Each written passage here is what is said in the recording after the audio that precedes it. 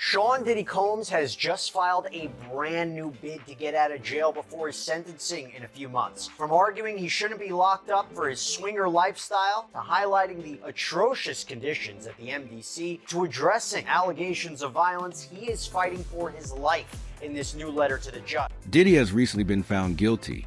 In the courtroom, the word reverberated like thunder, a one word that broke decades of denial, shattered the illusion of authority, and sent shockwaves far beyond those walls.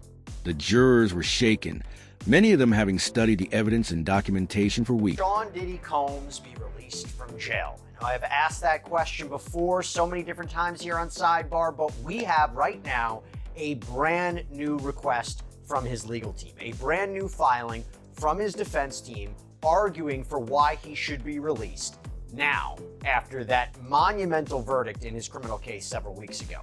Circumstances have changed, and I will tell you what, we did an interview a few weeks back that kind of previewed why and how Combs could be released. It was a bail bondsman that is apparently working with Diddy's team behind the scenes. I'm going to get to that a little bit later, but what I want to talk about right now is this latest letter from the defense to the judge overseeing this case, Judge Arun Subramanian. Remember, this comes after a jury of Combs' peers found him not guilty of racketeering conspiracy, not guilty of 2 counts of sex trafficking, but they did convict him of 2 counts of transportation to engage in prostitution. He's set to be sentenced on October 3rd. Technically, he could face up to 10 years in prison on each charge. Highly unlikely. I think maybe you might be looking at somewhere to 2 to 5 years potentially, but he could also get time served and be released, although that also seems unlikely. I'll talk about that a little bit later too. But initially, after the verdict, right after the verdict, his defense team petitioned the court that he should be released. He was just acquitted of some very serious charges. The judge denied it. The judge denied Combs bail once again. And remember, this comes after he was rejected bail multiple times since he was arrested back in September of 2024, highlighting the severity of the charges, the violence, and so forth. But now, this is different. Now, what is the defense arguing? I'm going to go over all this in the new letter. I'm going to give my take at the end about whether or not it's going to be successful and whether or not he will actually be released before sentencing in October. So, the defense begins by arguing that Sean Combs should be released in advance of sentencing, and the court has the power to do this. They have the authority, among other things, because you can clearly show, quote, that there are exceptional reasons why such person's detention would not be appropriate. So, what are those exceptions? What are those reasons? What are those circumstances that are exceptional? They highlight several things that we're going to get into. That the charges he was convicted of, we're going to call them the Mann Act violations, that's what it's called under the law. They're not as severe, they're not as egregious as other convictions in other cases. That the sheer fact that he's locked up at the MDC, the Metropolitan Detention Center, for the past 11 months, that in and of itself is a reason for him to be released. These are all exceptional circumstances, and I'm going to get into all the arguments. But first, they highlight the standard, and they argue that to be released under federal law, you need to show 2 conditions. First, the district court must find by clear and convincing evidence that the person is not likely to flee or pose a danger to the safety of any other person or the community if released. Second, it must be clearly shown that there are exceptional reasons why such person's detention would not be appropriate. Now, clear and convincing evidence is a lower standard, by the way. It's not like beyond a reasonable doubt. Anyway, basically, you have to show he's not a flight risk, he's not a danger, and you have to show there are particular, exceptional, unique reasons for why detaining Combs is wrong. We're going to start with the exceptional reasons justifying his release. And they begin by trying to define, well, what exactly is exceptional circumstances? What does that mean?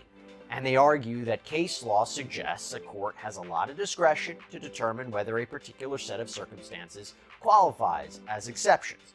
And they say, look, Sean Combs, his case, so different from other ones. There has never been, according to them, a Mann Act prosecution like this one before.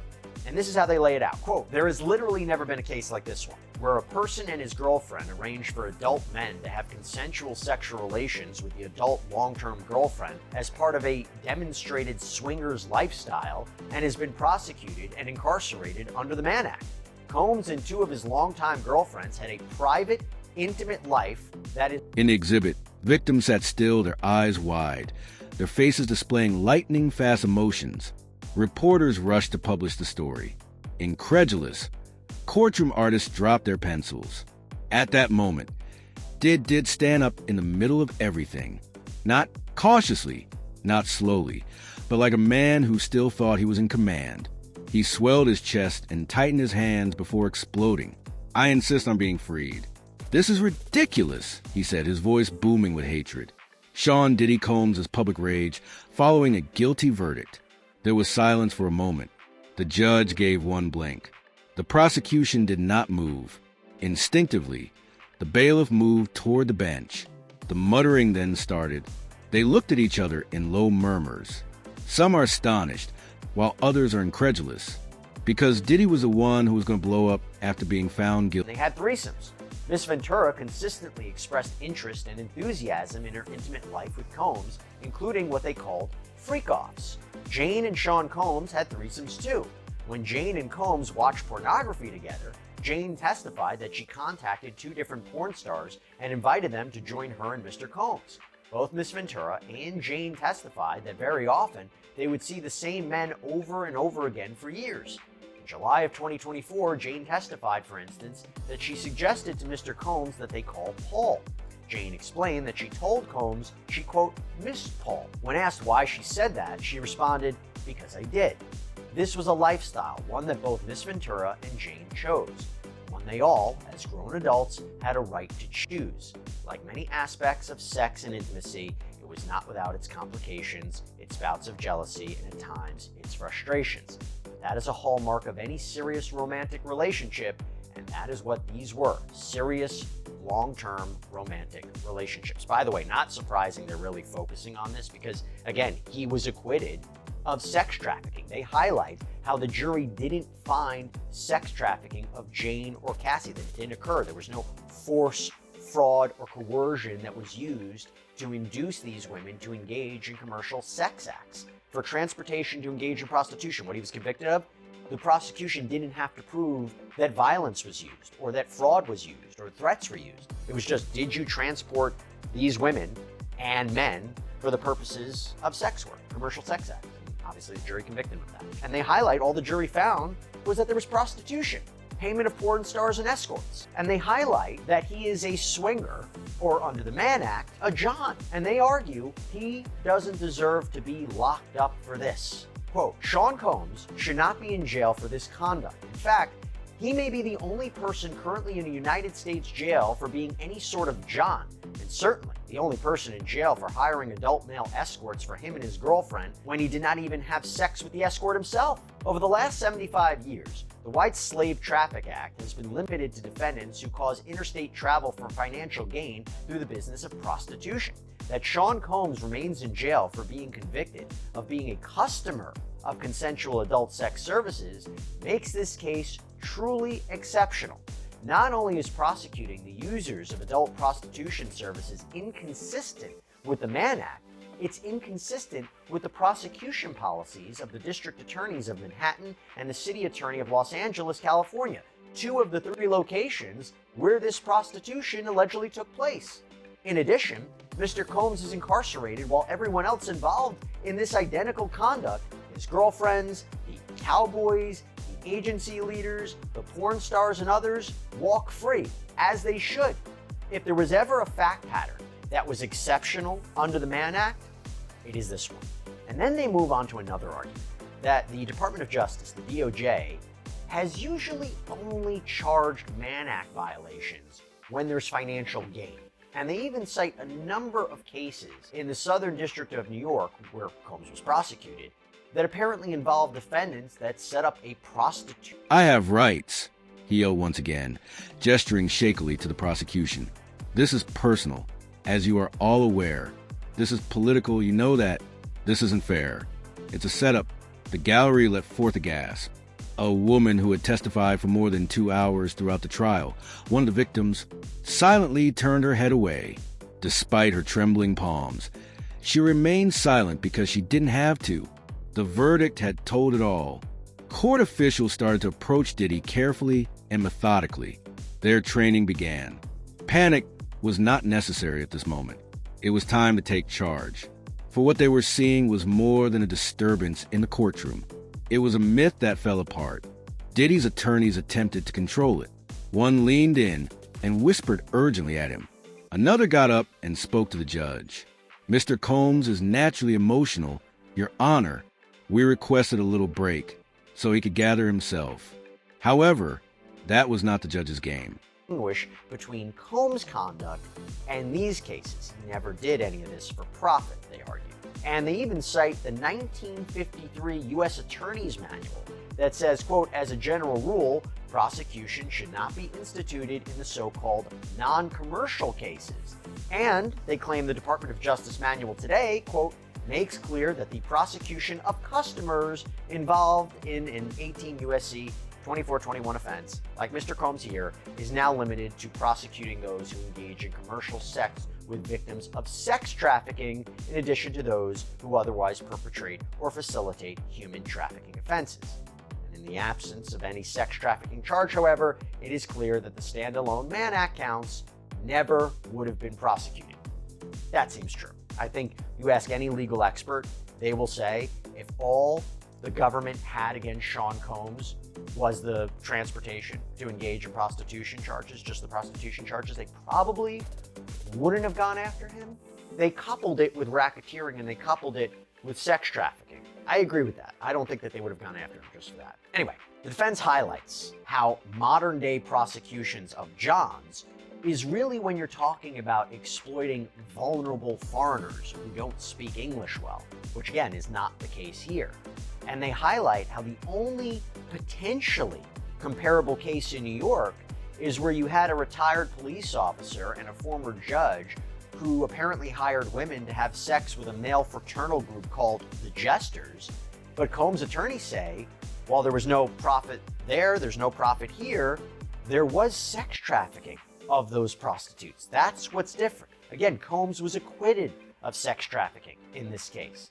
And here's the main point, quote, "Moreover, the cases which involve defendants similarly situated to Mr. Combs have been released on bond pending sentencing. In reviewing the cases across the country where the primary or sole conviction was for a violation of 18 U.S.C. 2421, the defendants who were not charged with running a prostitution business have been released pending sentencing." And then Combs' attorneys make another argument for why Combs' conditions are exceptional. And it's about him being locked up at the MDC.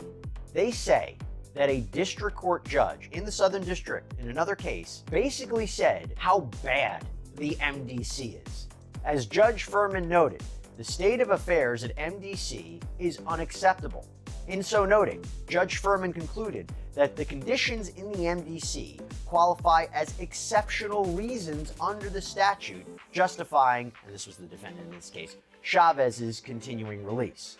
Judge Furman found that the conditions at the MDC are, quote, "dreadful in many respects, but three warrant particular emphasis. 1. Continued reports of inordinate periods of lockdown. 2. Claims that the facility provides inadequate and or substantially delayed necessary medical care, a particular risk in this case. And 3. General issues about the conditions at the facility." These conditions have not abated in Mr. Combs' detention at the facility. As the court is aware, during Mr. Combs' incarceration at the MDC, the facility was subject to an interagency suite that was designed to achieve our shared goal of maintaining a safe environment for both our employees and the incarcerated individuals housed at MDC Brooklyn. They're actually quoting what the rationale was. In other words, there is a significant issue at the... "Mr. Combs," stated the judge in a stern, and completely frigid tone, "disorder will not be allowed in this courtroom. You'll either get your act together right away or be kicked out. Diddy wasn't finished, though. It's a joke." He paced now, muttering once more, "My life is being destroyed by you. Everything I built is being destroyed by you." And that's when everyone in the room realized that he still didn't understand. It had nothing to do with what he constructed. About what he broke was this. He used PR efforts, NDAs, and money to cover up the fact that it destroyed lives and shattered individuals. He had constructed walls of quiet. Those barriers had now collapsed. But did he still think he could talk his way out even if he was shackled by the truth at that very moment? Up until now, the prosecution has been silent. The main prosecutor spoke calmly and sternly. "Your Honor, this outburst, in our opinion, supports our previous stance. This defendant has to be arrested right away. He has demonstrated that he will not submit to this court's authority. It is impossible to rely on him to adhere to the law. He has no right to negotiate his own penalties. She hesitated. Now reprimand him. No. He was not on trial for being violent to them. Well, he was. Because force, fraud, or coercion. Forced to stay in the relationship. But forced to do the freak-offs. But Charles, and he wasn't convicted of that. No, I know. Right. But there was testimony that that Jane and Cassie were assaulted by Diddy. Correct. And had the jury believed that, they could have found him not guilty. necessarily. He can be assaulting them, but the jury didn't believe that they were forced to stay in this relationship, right? The jury essentially said they were getting plenty out of this relationship, and that's why we're not going to convict him. Look, the bottom line is they didn't convict him You guys of are arguing the wrong violence. point. The Mann Act, under the bail statute, you can argue what you think the law should be. Here's what the law is. Under the bail statute, it is considered a violent crime. We can say it doesn't include violence. The Mann Act, 18 U.S.C. 2421, prohibits the transportation of individuals across state lines for prostitution and other immoral purposes. This is called a crime of violence when determining whether to detain a defendant on bail. Right, on bail. Wait a second. He just dropped That's code what we're on you. He talking had about. the But actual. he's asking for bail. No, but the judge didn't allow bail for $1 million. I know. They were willing to put $1 million up. And by the way, you know as well as I know that and I'm not defending Diddy here. All I'm saying is, no, I'm not. I mean, Diddy should have been convicted in California. Hold on. But what I'm saying is, you know the Mann Act is not a violent crime. I know what you're saying. I get it. It's not. But the judge has to go by the code. So is this And about the amount? US Is this criminal about It's amount? not about amount. So It says on bail. Once It says the, on once bail. the violent crime, the defendant, the convicted defendant, has to prove by preponderance of the evidence or convince the judge one of two things. Either, both, he's not a flight risk. The judge did not weigh not letting him out on him being a flight risk. There's no real evidence he's a flight risk, and that's what the money would go to. Is he willing to leave $50 million behind? He has an ankle monitor. Right. He's not really a flight risk. Surrenders passport too. Surrenders passport. The other thing that Diddy has to show, if the burden is on Diddy, is that he is not likely to commit the same violent act, the Mann Act, again. Diddy, remember, even though he knew he was under federal surveillance, even though he was about to be arrested, was conducting a freak-off. So what you're saying is they will keep him behind bars pending sentencing because they're afraid he might have a freak-off with a prostitute. Correct. He might traffic in prostitutes. Actually, Right. And they hold him Judge. without bail. There are people who kill people who get out on bail. Again, I'm just saying what's right is right. And there are people who kill people who get out on bail after they are convicted. Are you convinced that Diddy will not engage in a freak-off? Can I- I think he probably would. Can I just say, if there's a freak-off where there is no violence, force, or coercion, I mean, do you care that much? Do you care? I personally don't care. The law says what it says. And that's why they don't prosecute under the Mann Act. Look. Because people don't care. They never would have prosecuted him if this was just a Mann Act violation. The only reason they prosecuted him was because of Cassie and Jane.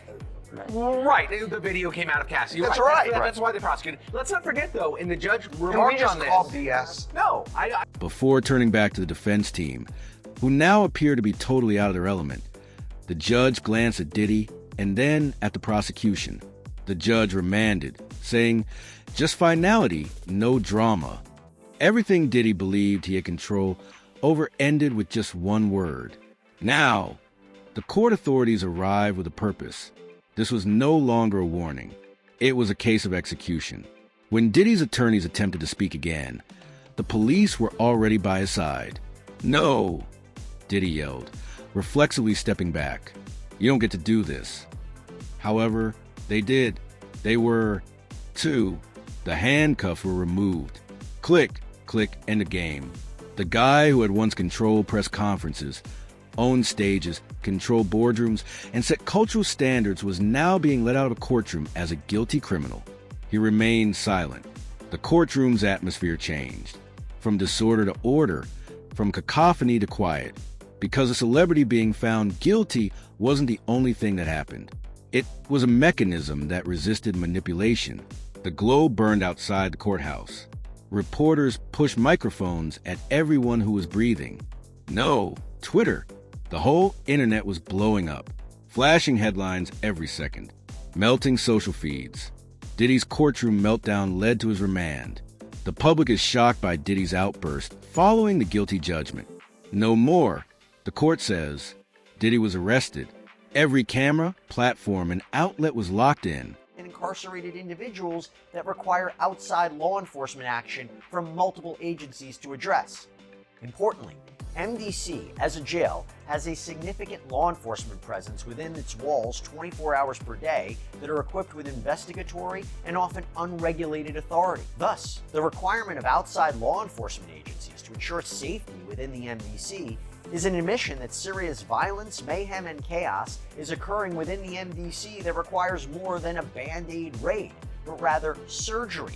Indeed, we are aware of ongoing threats of violence and actual violence in the facility, such that Mr. Combs' safety is constantly at risk. And they go on to argue, though Mr. Combs has been a model inmate for his nearly year-long period of confinement, the violent conditions are still very much a concern for Mr. Combs and is an unnecessary confinement risk given the clear precedent of multiple similarly situated Mann Act convictions where defendants were released on conditions.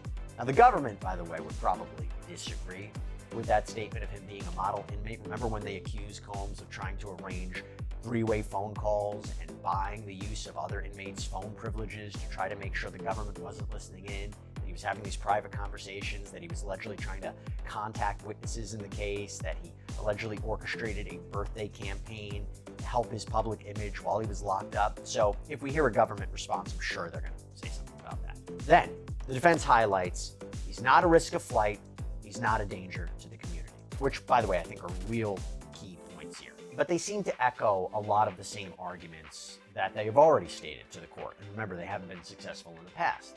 That he voluntarily came to New York last year to surrender himself to authorities, that he gave up his passport to his attorneys 6 months before his arrest, paid off his mortgage on his Miami home so it was free and clear for him to stay at while out on bond. He was just acquitted of the most serious charges that he was facing, which, by the way, carried decades, if not life in prison. That he's not a risk of flight. That's the basic argument. Now, when it comes to the danger argument, that is key. Why? Judge Subramanian had said after the verdict that the reason he was denying bail was because of Combs' violence, that his own attorneys admitted he was violent during the course of the trial. Well, here is what Combs' defense attorneys argue about that. Quote, the court noted that the defense admitted a history of domestic violence as to Miss Ventura and that he struck Jane twice in June 2024. However, we strenuously object. There was only one reality in that courthouse. He had left. The seat he was sitting in was now vacant. With paperwork in hand, but no further movements to make, his defense team sat in quiet. The prosecution is quiet and composed. The appearance of a storm that came and went but left a trail of truth in its wake. Some of the sufferers closed their eyes, while others cried or grinned. But they all understood the significance of this moment. That lasted years, maybe decades of silence they had endured were ended. Recognized there were cracks in the system of power that had previously silenced their voices. They weren't insane. That the truth had prevailed. Diddy's tirade had said it all. He had no regrets. He lacked humility. He had no regrets. The fact that his machine failed to save him infuriated him. That his armored appearance of power had been destroyed. However, it was now impossible to leave. No rebranding campaign, no PR statement, and no bail. This actually happened.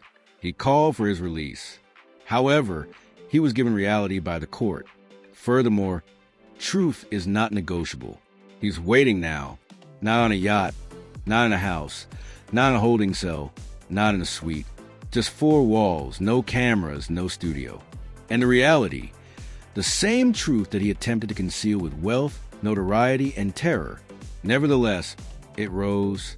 He is now answerable to it. Because justice is all that remains once the verdict is rendered, the cuffs are removed, and the doors are locked. And for Diddy, that was the instant he asked to be released and received a firm, irrevocable no. Jess, it's game over.